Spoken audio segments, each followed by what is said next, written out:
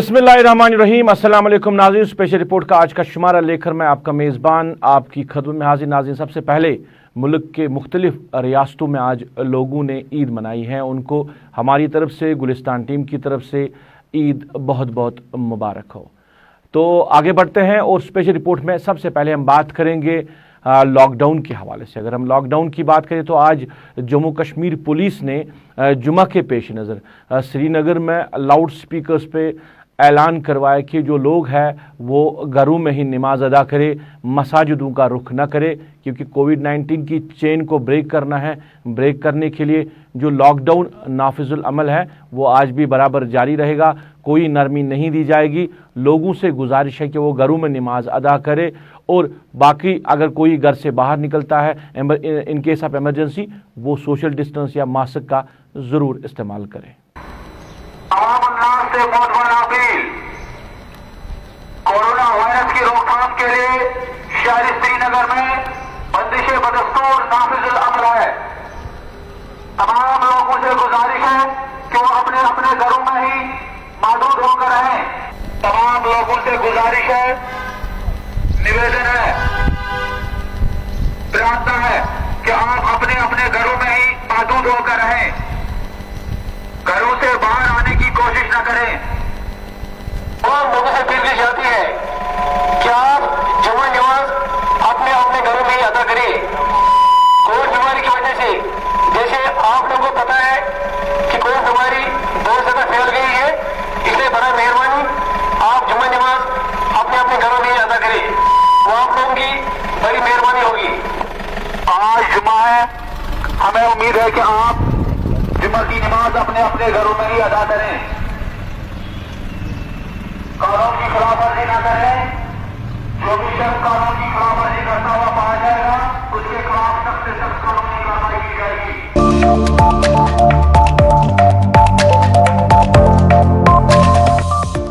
चलिए आगे बढ़ते हैं और बात करेंगे मस्बत मामलात के हवाले से। जम्मू कश्मीर की बात करें तो कल के दिन के हवाले से 4500 के करीब जो है वो मस्बत मामलात सामने आए हैं और 65 के करीब जो लोग हैं उनकी मौत वाक़ा हुई है कोविड-19 की वजह से। ज़्यादा तादाद अगर हम मरने वालों की बात करें तो वो जम्मू डिवीज़न से आई हुई है, तकरीबन 35 के करीब वहाँ पे जो लोग हैं उनकी मौत वाक़ा हुई है। सूरत हाल की बात करें तो कोरोना कर्फ्यू बराबर जारी है। कश्मीर के हर एक अजला की बात करें या शहर श्रीनगर की बात करें, टाउन्स की बात करें तो कोरोना कर्फ्यू जो है वो सख्ती से अमलाया जा रहा है। और कल के दिन के हवाले से बात करें, आज के दिन के हवाले से बात करें, सड़कों पे ट्रांसपोर्ट गायब है। वही गाड़ी सड़कों पे देखी जा रही है या वही लोग सड़कों पे देखे जा रहे हैं जिनको इमरजेंसी की सूरत में कहीं जाना हो या मुलाजमों को ड्यूटी पे जाना है या मीडिया के लोग हैं जिनको काम करना है उनको ही अलाउ किया जा रहा है। बाकी लोगों को घरों से बाहर आने की इजाज़त नहीं है। सख्ती से जो कोविड कर्फ्यू है उसको अमलाया जा रहा है। और डिवीजनल कमिश्नर कश्मीर ने कहा कि आने वाले दिनों में जो कोरोना कर्फ्यू के हवाले से डील है अभी फ़िलहाल मुमकिन नहीं है, क्योंकि मामला अभी भी बढ़ रहे हैं, सामने आ रहे हैं। तो इस चेन को ब्रेक करने के लिए लॉकडाउन ही ज़रूरी है। तो डिवीजनल कमिश्नर कश्मीर का ये कहना है कि फ़िलहाल आने वाले दिनों में कोविड जो कर्फ्यू है उसमें कोई डील नहीं दी जाएगी। शहर श्रीनगर की क्या कुछ सूरत हाल है, शहर खास की क्या कुछ सूरत हाल है या बाकी शहर के साथ जो मुंसलिक इलाके हैं वहाँ की क्या सूरत हाल है, हमारे साथी अमजद खान तफसीलात दे रहे हैं। जम्मू कश्मीर में कोरोना के मामले लगातार पॉजिटिव आ रहे हैं। बीते 24 घंटे के अंदर 4350 से ज्यादा मामले पॉजिटिव पाए गए हैं। वहीं दूसरी तरफ 55 से ज्यादा मौतें भी कोरोना की वजह से जम्मू कश्मीर के अंदर बीते 24 घंटे में देखे गए हैं। 55 लोग जो कोरोना की वजह से मरे उनमें 3 डॉक्टर्स भी शामिल हैं जो जम्मू में काम कर रहे थे। कुछ फॉर्मर डॉक्टर्स थे, कुछ एक्टिव डॉक्टर्स थे। लेकिन जम्मू कश्मीर के अंदर लगातार कोरोना के मामले और मौतें रुकने का नाम नहीं ले रही हैं। अगर आप बीते एक हफ्ते की बात करें, लगातार 4000 से ज्यादा मामले पॉजिटिव आ रहे हैं। बीते 48 घंटे के अंदर कंटिन्यूअसली 4500 के आसपास मामले पॉजिटिव पाए गए हैं जम्मू कश्मीर के अंदर। वहीं दूसरी तरफ लॉकडाउन भी लगातार जारी है। कल जम्मू कश्मीर ने लॉकडाउन में दूसरी बार लगातार अपनी ईद मनाई और आज जिस तरह से जम्मू कश्मीर के अंदर जुम्हे की नमाजें पढ़ी जानी थी, वहीं प्रशासन ने ऐलान कर दिया है कि कहीं पर भी गैदरिंग में नमाज या मस्जिदों में नमाज पढ़ने की इजाजत नहीं दी जाएगी। श्रीनगर के अंदर भी जिला प्रशासन, पुलिस आज बाहर लाउड स्पीकर पर ऐलान करते हुए नजर आई कि किसी भी मस्जिद के अंदर जुम्हे की नमाज पढ़ने की इजाजत नहीं दी जाएगी। वहीं दूसरी तरफ श्रीनगर के अंदर लगातार रिस्ट्रिक्शंस जारी हैं। हर जगह पर चेकिंग्स और नाके लगाए गए हैं, जहां पर मौजूद जितने भी सिक्योरिटी फोर्सेस के ऑफिशियल्स हैं या फिर जवान हैं, वो हर शख्स को उसका आईडी कार्ड देखकर एसेंशियल सर्विसेज में अगर बंदा आता है तो फिर उसे आगे बढ़ने की इजाजत दे रहे हैं। वहीं दूसरी तरफ जम्मू कश्मीर के अंदर कोरोना लॉकडाउन में भी बढ़ोतरी की गई थी। 17 मई तक अब ये लॉकडाउन जम्मू कश्मीर में लागू रहेगा और डिविजनल कमिश्नर कश्मीर ने कल एक बयान में कहा है कि अभी जैसे ही मामले देखे जा रहे हैं उस हिसाब से कोई भी डील कोरोना मामलों में या फिर डील कोरोना कर्फ्यू में नहीं दी जाएगी। जम्मू कश्मीर के अंदर बढ़ते हुए मामलों को नजर में रखकर कई तरह के इंतजाम भी किए गए हैं। वहीं दूसरी तरफ जिन लोगों की अमवात कोरोना की वजह से हुई है उनके बच्चों को जम्मू कश्मीर का प्रशासन अब स्कॉलरशिप भी देगा। लेफ्टिनेंट गवर्नर ने अपने एक ट्वीट में यह कहा कि उन बच्चों को जिन्होंने अपने माँ बाप को कोरोना की वजह से खोया है उन्हें हम एक स्कॉलरशिप प्रोवाइड करेंगे, जो स्कॉलरशिप उन बच्चों की कॉलेज और स्कूल फीस को इंक्लूड करेगा और उन्हें अच्छे से पढ़ने में मदद करेगा। वहीं दूसरी तरफ जिला प्रशासन की अगर बात करें, पुलिस की अगर बात करें, लगातार ऑन फील्ड है, ऑन ग्राउंड है और किसी भी तरह की वायलेशन को परमिट नहीं कर रहे हैं। इस बात को जहन में रखना जरूरी है कि पिछले हफ्ते जिस तरह से वायलेशंस देखी गई थी उसके बाद लगातार पुलिस और प्रशासन सतर्क हैं और ऑन ग्राउंड मौजूद हैं ताकि किसी भी तरह की कोई भी वायलेशन जम्मू कश्मीर के अंदर ना देखी जाए। कैमरामैन इमरान तारिक के साथ अमजद खान की report, JK 24/7 news, Srinagar, Kashmir.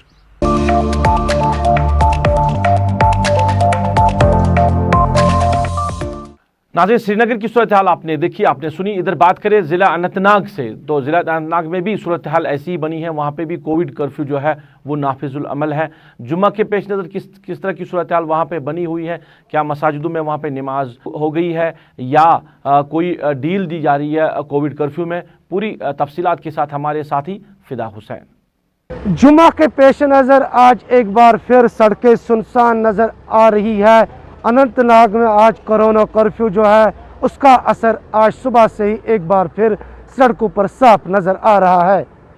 आज जुम्मा के पेश नज़र मस्जिदों में अजान भी हुई, लेकिन लोगों ने अपने घरों में ही नमाज अदा की है। इससे पहले भी जब ज़िला इंतज़ामिया ने लोगों से कहा कि आप ईद की नमाज घरों में अदा करें, लोगों ने बात मानी, लोगों ने नमाज ईद अपने घरों में ही अदा की। वही आज जुम्मा को देखते हुए लोगों ने एक बार फिर अपनी नमाज जो है वो घरों में ही अदा की। आज सुबह से इस सड़कों पर हमने इजाफी नाके देखे और जम्मू कश्मीर पुलिस के एहलकार जो है लोगों को समझाते हुए नज़र आ रहे हैं। अगर कोई भी इस शाहरा पर चलने के लिए जो है नज़र आया, लेकिन उसको पहले ज़िला इंतज़ामिया के लोगों के साथ साथ जम्मू कश्मीर पुलिस के एहलकार जो है वो समझाते हुए नज़र आ रहे थे कि आप किस काम की वजह से सड़क पर आए हैं। बहुत सारे लोगों के साथ हमने बात करते हुए यही पाया कि उनको मेडिकल इमरजेंसी के लिए ही अनंतनाग आना पड़ा। फिदा हुसैन, गुलिस्तान न्यूज़, अनंतनाग, कश्मीर।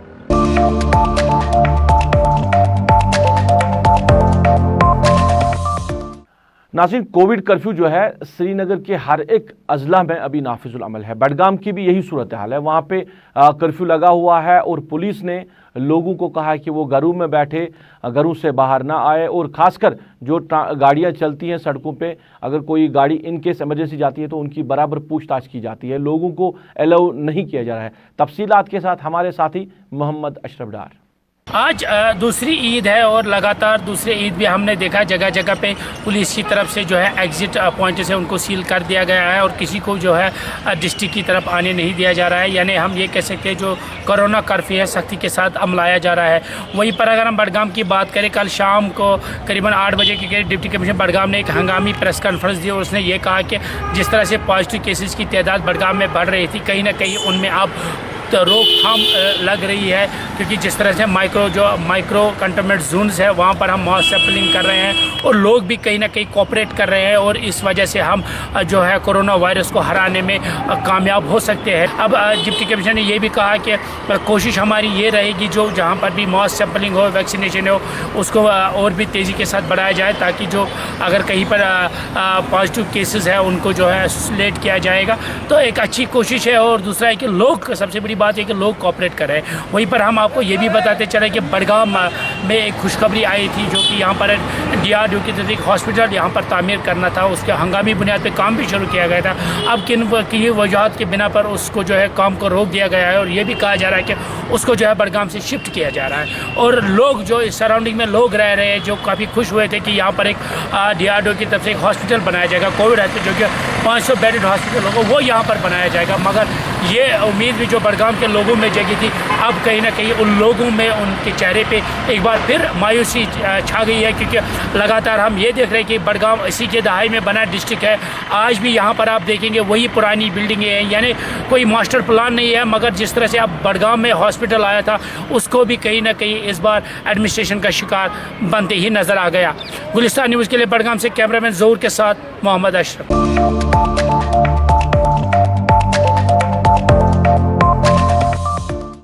नाज़रीन, आप स्पेशल रिपोर्ट देख रहे हैं। बात करेंगे जम्मू डिवीजन के हवाले से, क्योंकि जम्मू में अगर बात करें मस्बत मामलात भी बढ़ रहे हैं, और अगर अमवात की बात करें कश्मीर डिवीजन से ज़्यादा जो अमवातें हैं वो जम्मू डिवीजन में हो रही है। लोगों ने इस हवाले से कई बार बात की है कि ऑक्सीजन को लेकर कई लोगों ने प्रदर्शन भी किया। ऑक्सीजन वहाँ पे अवेलेबल नहीं है, ऑक्सीजन बेड्स की वहाँ पे कमी अभी दिख रही है। सरकार कह रही है कि कैपेसिटी को है वो बढ़ाया गया है। हम बराह रास्त बात करेंगे, हमारे साथी जम्मू से पल्लवी जमवाल हमारे साथ बराह रास्त जुड़ी है, इनसे बात करेंगे और जानना चाहेंगे जम्मू के अस्पतालों की सिचुएशन ऑक्सीजन को लेकर, और साथ ही साथ जो सरकार ने दावा किया है कि 5 गुना जो है ऑक्सीजन को बढ़ाया गया, इस पर बात करेंगे। पल्लवी, मेरे प्रोग्राम में आपका खैर मकदम है। तो जरा बताइए जम्मू की सूरत हाल, क्योंकि अमवात काफी ज्यादा हो रही है जम्मू में। तो जिस तरह एडमिनिस्ट्रेशन कह रही है कि ऑक्सीजन की कमी नहीं है जम्मू में, अगर अप्रैल की हम बात करें जो कुछ कमी थी उसको 5 गुना बढ़ाया गया है, तो क्या कुछ कहना चाहेंगे आप इस हवाले से, क्या कुछ सिचुएशन है? देखिए रूफ, अगर हम बात करें तो ऑक्सीजन की किल्लत जो है वो शुरू से ही देखने को मिल रही थी। जितने भी अस्पताल यहाँ पर कोविड अस्पताल घोषित किए गए हैं, और अगर हम सबसे बड़े अस्पताल की बात करते हैं जम्मू के GMC की, तो वहाँ पर भी स्वास्थ्य सुविधाओं को लेकर काफ़ी ज़्यादा दिक्कतें लोगों को आ रही थी, ऑक्सीजन को लेकर काफ़ी दिक्कतें आ रही थी। लेकिन अब सरकार ने जहाँ पर 5 गुना ऑक्सीजन को बढ़ा दिया है, यानी कि 5 टाइम्स इंक्रीज किया है ऑक्सीजन को, तो उसकी वजह से जो मरीज वहाँ पर दाखिल है और उनके लिए काफ़ी ज़्यादा यहाँ पर फायदेमंद रहेगा। उनके लिए जो स्वास्थ्य सुविधाओं में बढ़ोतरी की गई है वो ज़्यादा फायदेमंद रहेगी। और उसी के साथ अगर हम रूफ बात करते हैं बेड्स को लेकर, तो जो यहाँ पर बेड्स है उनको भी इंक्रीज किया गया है, उनकी कैपेसिटी को भी बढ़ाने की बात की जा रही है। क्या ऑक्सीजन बेड्स को बढ़ाया गया है? जी देखिए, अगर हम ऑक्सीजन बेड्स की बात करें तो उनको बढ़ाने की यहाँ पर बढ़ोतरी के लिए बोला गया है और उनको बढ़ाया भी जाएगा। क्योंकि देखिए, अगर हम बात करें मरीजों की, तो मरीज जो है वो रोज की तादाद उनकी 80 से 90 तक होती है जो कि संक्रमित पाए जाते हैं और उनको एडमिट किया जाता है अस्पतालों में।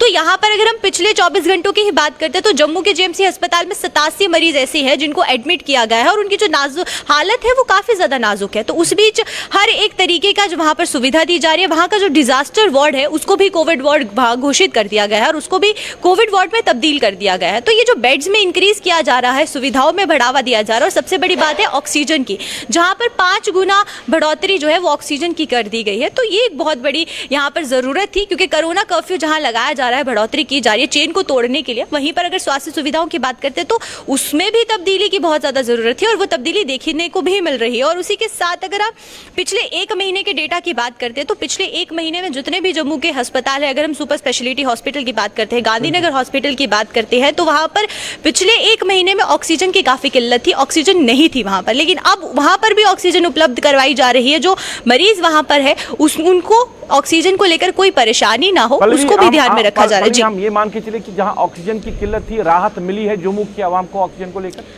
बिल्कुल रूफ, क्योंकि देखिए जहां पर केसेस बढ़ते जा रहे हैं, और वहीं पर अगर हम प्रिंसिपल की भी बात करते हैं, जम्मू के GMC प्रिंसिपल की, उनका कहना है कि हर तरीके से कोशिश की जा रही है कि मरीजों को ऑक्सीजन प्लांट को लेकर कोई दिक्कत ना आए, ऑक्सीजन को लेकर कोई दिक्कत ना आए। और जब से वहां पर ऑक्सीजन प्लांट इंस्टॉल किया गया है तब से कोई इस तरीके की परेशानियां जो है वो कम देखने को मिल रही है। क्योंकि देखिए, जहां पर केसेस रोज की तादाद जो है वो 90 से 80 तक के बीच में होती है, तो उस बीच काफी दिक्कतें हो सकती है। और साथ ही साथ DRDO हॉस्पिटल की बात करें तो वहां पर भी 500 बेड का एक DRDO हॉस्पिटल बनाया जा रहा है भगवती नगर इलाके में। तो उसको भी इस हॉस्पिटल के हवाले से जानना चाहूंगा, क्योंकि सरकार ने कहा था कि फास्ट ट्रैक बुनियादों पे इस हॉस्पिटल को तामीर किया जाएगा और जल्द से इसको 1 महीने के अंदर कंप्लीट किया जाएगा, ताकि जहां कहीं भी लोगों को मुश्किलात हो रही है वो इस अस्पताल के जरिए खत्म की जाएगी। तो क्या कुछ पोजीशन है अभी उस अस्पताल की? देखिए वहां पर अगर बात करें तो जो सरकारी नेता हैं वो वहां का दौरा करते जा रहे हैं और वहां पर बात भी की जा रही है और इंस्टॉलेशन पूरी हो गई है, इक्विपमेंट्स वहां पर आ गए हैं। और वहां के अगर अध्यक्ष की बात करें तो डीआरडीओ के अध्यक्ष ने कहा है कि वो कोशिश करेंगे कि 25 तक इसको काम को पूरा कर दिया जाए, मुकम्मल तौर पर कर दिया जाए और 25 मई के बाद ये जो पूरा हॉस्पिटल है ये सरकार को वो सौंप देंगे। पल्लवी, मैं आखिर में जानना चाहूंगा, जहां एक तरफ जम्मू के लॉकडाउन के हवाले से भी जरा बताइए और दूसरा ये भी खबरें आ रही है कि जम्मू के हवाले से, क्योंकि मामला बढ़ रहे हैं, जो डेथ्स काफी ज्यादा हो रही है, अभी यही कहा जा रहा है, जो फिगर सामने आया कि 20 से 25% के लोग जो जम्मू के हैं वो मास्क का इस्तेमाल नहीं कर रहे हैं, तो क्या कहना चाहेंगे? देखिए रूफ, अगर बात करें यहाँ पर जागरूकता की बहुत ज़रूरत है, क्योंकि जहाँ पर सरकार द्वारा कोरोना कर्फ्यू लगाया जाता है और अगर हम बात करें तो सुबह के जो 4 घंटों में ढील दी जा रही है वहाँ पर काफ़ी ज़्यादा रश देखने को मिलता है। दुकानों पर बात करें या फिर बाजारों में बात करें तो वहाँ पर बहुत कम ऐसे लोग आपको मिलेंगे। जिस तरीके से आपने भी आंकड़ा बताया कि 25 से सिर्फ 30% के ऐसे लोग हैं अभी भी जो मास्क का इस्तेमाल नहीं कर रहे हैं। तो इस बीच कोरोना चेन को तोड़ने का जहाँ पर सरकार पूरे तरीके से प्रयास कर रही है, उस बीच लोग जो है वो जागरूकता उनमें नहीं देखी जा रही है। और अब अगर बात करें तो वहां यहाँ पर जो ग्राउंड रियलिटी है वो ये है कि हर जगह पर नाका लगाया जा रहा है। जो लोग घरों से बिना वजह बाहर निकल रहे हैं उन पर कार्यवाही की जा रही है और जो लोग बिना मास्क के घरों से बाहर निकल रहे हैं उन पर कार्यवाही बहुत सख्ती से भी की जा रही है, जो कि बहुत ही ज्यादा जरूरी यहाँ पर देखने को मिल रहा है। चलिए पल्लवी, हमसे बात करने के लिए बहुत बहुत शुक्रिया। हमारे साथी पल्लवी जम्वाल जम्मू से बात करी थी और सिचुएशन जम्मू की हम आप तक पहुंचा रहे। क्या कुछ सिचुएशन है जम्मू की लॉकडाउन के हवाले से, मास्क के इस्तेमाल के हवाले से और अस्पतालों में ऑक्सीजन को लेकर जो परेशानी थी उस हवाले से हमारी सहयोगी बात कर रही थी पल्लवी जम्वाल जम्मू से।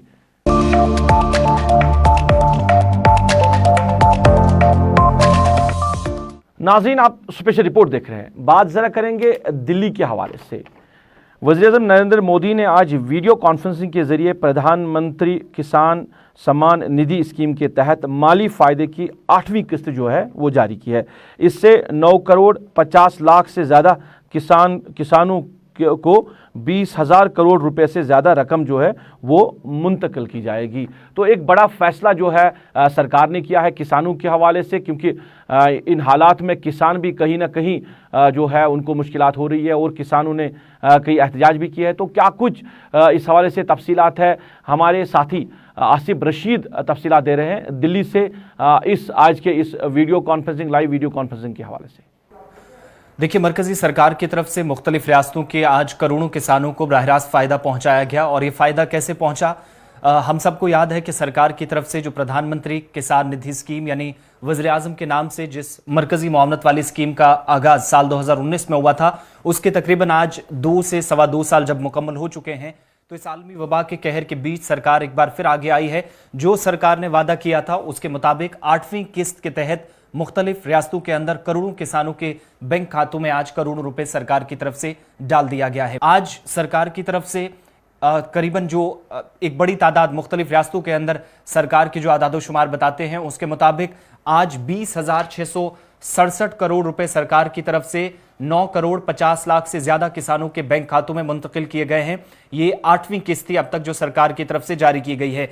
सारी चीजें अगर एक तरफ रखें तो सरकार का ये फैसला उस वक्त सामने आया जब आलमी वबा के बीच में सरकार पर यह भी एक तरह से कह लीजिए दबाव बढ़ रहा था कि योमिया मजदूरों की कैसे इस वक्त मदद की जा सकती, कि या वो लोग जो काश्तकारी पर काफी हद तक इन्हिसार करते हैं उन लोगों की मदद इस वबाई सूरत में कैसे हो सकती है। तो सरकार ने एक बड़े ऐलान के तहत आज एक बार फिर यह जो वादा किया था उसके हिसाब से आज वादा अपना पूरा किया। साथ ही देखिए सैयद रूफ, मैं आपको ये भी बताऊं कि मौजूदा वक्त में सरकार ने जब इस स्कीम का ऐलान किया था 24 फरवरी का दिन हमें याद है, गोरखपुर मुल्क की सबसे बड़ी रियासतों में से एक रियासत उत्तर प्रदेश से इस स्कीम का आगाज हुआ था और साल 2018 में पूरा प्लान सरकार की तरफ से बनाया गया था कि इस तरह की एक स्कीम मुल्की सतह पर जो कि शुरू की जाएगी, लेकिन इंप्लीमेंट होते होते जमीनी सतह पर इसका नफाज अमल में लाना तकरीबन 1.5 साल लग गया था। बिलाखिर 24 फरवरी 2019 को गोरखपुर उत्तर प्रदेश की रियासत से इस स्कीम का ऐलान किया गया, जब वज़ीर-ए-आज़म ने एक प्रोग्राम के जरिए पहली किस्त करोड़ों किसानों के खातों में मुंतकिल करने का ऐलान किया। तो उसके बाद से यह सिलसिला चलता आ रहा था। इस साल 2021 में 24 फरवरी को जब इस स्कीम को यानी जब मरकज की तरफ से ये शुरू की गई थी तो इस स्कीम को 2 बरस मुकम्मल होने वाले थे, तब इस किस्त को जारी किया जाना था, मगर इसमें ताखीर हुई और आज जाकर 14 मई के दिन ईद के मौके पर बिलाकर सरकार की तरफ से एक से ये भी कह सकते हैं कि ईद ही बहुत सारे लोगों को दी गई। इस स्कीम के तहत साल में आपको 3 किस्तें जाएगी, यानी किसान जिनके पास जरी जमीन है, जिन लोगों के पास थोड़ी सी जमीन है, जो जिस पर काश्तकारी करके अपना घर बार चलाते हैं, अपना उनका जिंदगी का सर्कल चलता है, उन सभी लोगों को, उन सभी किसानों को सरकार साल में 6,000 रुपए देती है। प्रधानमंत्री जो किसान निधि स्कीम है, इसके साथ साथ इस 6,000 रुपए में से अब 3 किस्तें तकसीम होती है 4-4 महीने बाद, यानी 2,000 आपको 4 महीनों में मिलेगा, 4 महीने बाद 2,000 और सरकार आपके बैंक खातों में ट्रांसफर करेगी और उसके बाद 2,000 मजीद ट्रांसफर किए जाते हैं। इस तरीके से सरकार का जो अब तक का बजट प्लान रहा है या इस प्लान के तहत मुसलसल आगे चला जा रहा है। इसके अलावा सरकार ने इस बार जो स्पेशल बजट रखा था वो स्कीम के लिए ज्यादा इसलिए रखा था चूंकि इस स्कीम के तहत सरकार ने 2 तरह के नए प्लान बनाए थे। और स्कीम का क्या फायदा है डायरेक्टली, एक तो ये कि जिन लोगों के पास थोड़ी सी जमीन है, खुद काश्त करते थे, उनको अगर सरकार की तरफ से या रिवायती जो खेती बाड़ी हुआ करती थी, जो काश्तकारी होती थी, उससे अगर उन लोगों को कोई फायदा नहीं मिलता तो डिपार्टमेंट ऑफ एग्रीकल्चर सरकार की स्कीमों का सहारा लेकर ऐसे लोगों तक पहुंचने की कोशिश करेगी और बाकायदा उनको जदीद आलात देकर नई टेक्नोलॉजी से आरास्ता किया जाएगा, तरबियत फराहम करेंगे। जो एग्रीकल्चर मिनिस्ट्री के माहिरीन हैं या एग्रीकल्चर डिपार्टमेंट के लोग हैं, ऐसे किसानों के पास जाकर, ये एक तरह का प्लान था सरकार का। और इस बार चूंकि जम्मू कश्मीर भी अलग नहीं रहा है, जम्मू कश्मीर से अगर इस बार बात करें तो जम्मू सूबे से पिछले बार उधमपुर से इसी तरीके से ऑर्गेनिक खेती में जिन लोगों ने अब तक अपना हाथ आजमाया है, कामयाबी हासिल की है, उन पर सरकार का फोकस था। और आज इसी तरीके से वादी कश्मीर में जहां पर खुर्शीद अहमद नाम के एक शख्स ने, जो कि पोस्ट ग्रेजुएट हैं, आला तालीम याफ्ता है, लेकिन उसके साथ साथ रिवायती खेतीबाड़ी से हटकर ऑर्गेनिक फार्मिंग की तरफ वो गए और टेंगपोरा श्रीनगर के गांव से ताल्लुक रखने वाले शख्स ने सरकार की स्कीम के तहत फायदा जब हासिल किया, एग्रीकल्चर डिपार्टमेंट के माहिरीन से मशवरे लिए, मुफीद मशवरे लेने के बाद पता यह चला कि इस स्कीम का एक और बेनिफिशियरी श्रीनगर से भी सामने आया है। यानी लाखों लोग ऐसे हैं मुल्क के अंदर, लेकिन श्रीनगर के अंदर जो ऑर्गेनिक फार्मिंग खुर्शीद अहमद की तरफ से की गई, उस पर वज़ीर आज़म ने आज उन्हें मुबारकबाद दी है और सरकार जितनी मदद कर सकती है मुमकिन इकदाम उठाएगी, ये जम्मू कश्मीर के लिए आज कहा गया है। और तीसरी और आखिरी बात, इस स्कीम के तहत सरकार का जो प्लान था कि हर उस शहरी तक पहुंचा जाए जिसके पास रिवायती खेतीबाड़ी का कोई तरीकाकार नहीं है, लेकिन जदीद आलात, साइंस एंड टेक्नोलॉजी का सहारा लेकर कैसे इस वक्त इस्तेमाल किया जा सकता है और लोग ऑर्गेनिक फार्मिंग की तरफ भी बढ़ सकते हैं। यूरोप के अंदर जिस फार्मिंग को सबसे ज्यादा फरोग दिया गया वो हिंदुस्तान की मुख्तलिफ रियासतों में कैसे पहुंच सकती है, इस बात को यकीनी बनाने पर जोर दिया गया। आखिरी चीज ये कि इस बार जो आज की सरकार की तरफ से 20,667 करोड़ रुपए वज़ीर आज़म ने आज जो 8वीं किस्त जारी की है, इसमें मगरबी बंगाल समेत मुख्तलिफ रियासतें हैं जो पिछली बार ऐड नहीं थी, जहां पर स्कीम का नफाज अमल में नहीं लाया गया था। इस बार वहां भी 9 करोड़ 50 लाख मुल्क के मुख्तलिफ रियासतों और मरकजी खित्तों के अंदर जो किसान हैं उनको डायरेक्टली फायदा पहुंचा है। और वज़ीर आज़म ने यह भी आज यकीन दिलाया है कि बहुत जल्द आलमी वबा के इस कहर के बीच वो कोशिश करेंगे कि माहिरीन से मिलकर, मुतलका वजारत से मिलकर एक और पैकेज यानी 9वीं किस्त जारी करने के लिए भी प्लान तरतीब देंगे। शुक्रिया आसिफ रशीद तफसीलात दे रहे थे। आज जो वज़ीर आज़म ने जिस तरह आज वीडियो कॉन्फ्रेंसिंग के जरिए जो स्कीम है उसके फ़वायदे और साथ ही साथ कोविड-19 के हवाले से भी उन्होंने बात की और लोगों को किस तरह सरकार फ़ायदा दे रही है, राशन अब लोगों में मुफ्त दिया जा रहा है, इस हवाले से तफसीलात दे रहे थे हमारे साथी आसिफ रशीद।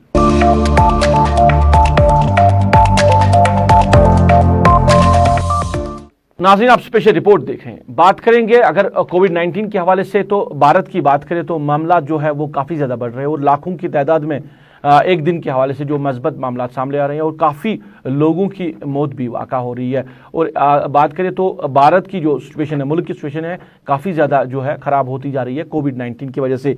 अमेरिका के एक माहिर डॉक्टर फौची ने खबरदार किया है कि भारत का सफ़र करना मौजूदा वबाई सूरत हाल में खतरनाक साबित हो सकता है।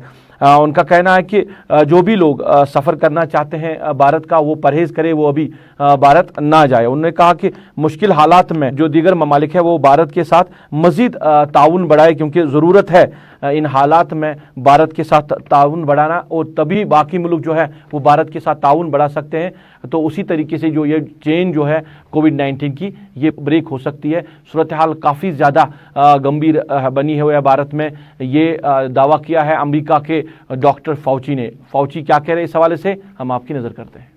It's a very, very large country with a population of about 1.4 billion people. You only have a couple of percentage of the people who are fully vaccinated and about 10% or so that have at least one dose. So you've got to work out arrangements with other countries, other companies at the same time, as ramping up your own capability of making vaccines. Because as we all know, India is one of the best, if not the biggest, vaccine producer in the world. So you've got to use some of those resources for your own people. The rich countries and the countries that have the capability of making and distributing vaccines really do have a moral responsibility to assist those countries that don't have the capability of doing that, particularly low and middle income countries. Well, vaccine passports will not be mandated ever centrally from the United States federal government. But certainly we already know that there are going to be different organizations that are going to be requiring validation and verification of vaccination. One of them may be airlines. So I don't think the government is going to do it. But several of the airlines may say you're not going to be able to fly on our flight unless you have a verification that you've been vaccinated. In essence, a vaccine passport. But again, to repeat that, at least in the United States, that is not going to be mandated from a federal standpoint. And with regard to travel, it really is going to depend on the level of infection. Right now, India has a very, very, very level of infection. And that would mean that it would be very, very difficult to resume travel there right now.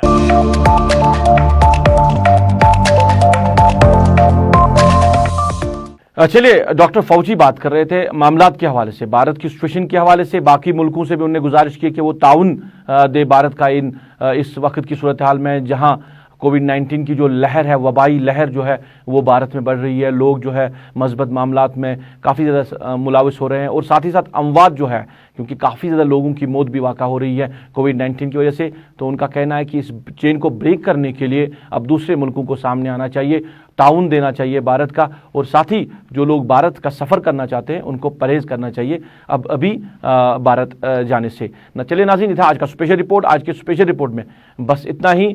मुझे मेरी पूरी team के साथ, मेरे camera person Sameer वानी, मेरे online editor साहिल मजीद के साथ इस वादे के साथ दीजिए इजाज़त, आप अपना ख्याल रखेंगे और हमें अपनी दुआओं में याद रखेंगे।